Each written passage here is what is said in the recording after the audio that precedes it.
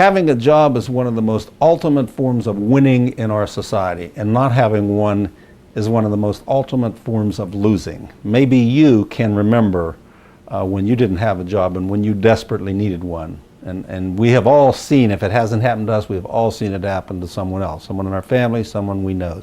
Not having a job is usually a disaster.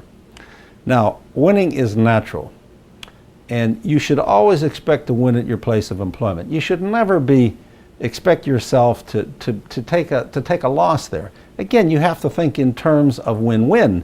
You know, we need a triple part win here. We have customers involved and they have to win. We have yourself involved and you have to win. And we have a company involved and that company has to win.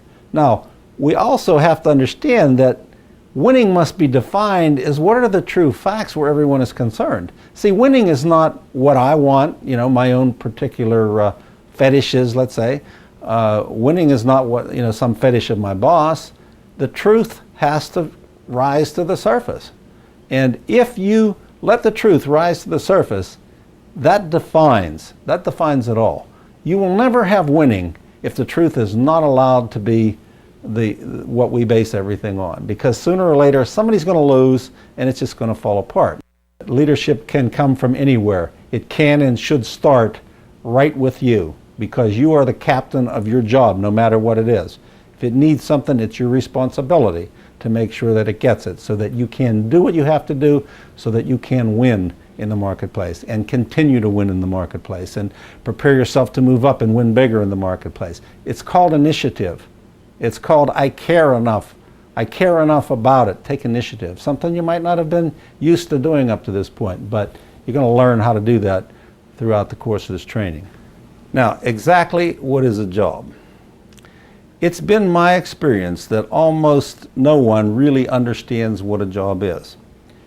But in my 35 years of employing people, and I have employed hundreds of people at different times and for different reasons, I have made these observations. First of all, almost everybody feels fear or panic when they lose their job. I've had to fire a lot of people in my life, and I have seen people that are grown adults, men, strong, big, almost go into tears when they lost their job.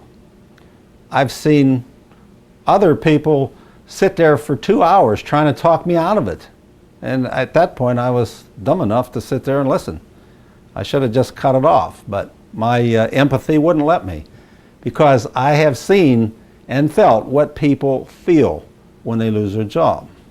Now, the second thing I have experienced is that most people covet a job. What I have found is that an employee will tell you anything you want to hear to get hired. I mean, they will, no matter what situation you ask them about, they'll say, sure, I can do that, sure, I can do that. And then 3 weeks after they're hired, all of a sudden there's a different person standing there in front of you. They need a job so bad and covet it so much that they will prostitute themselves and say just about anything to get it.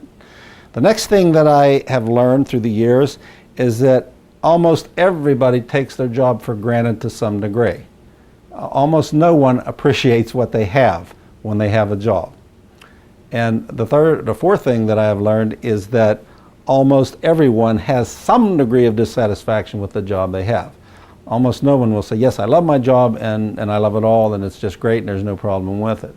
Almost no one does that. Almost everybody, even if they like their job, there's still a pretty high degree of dissatisfaction with it.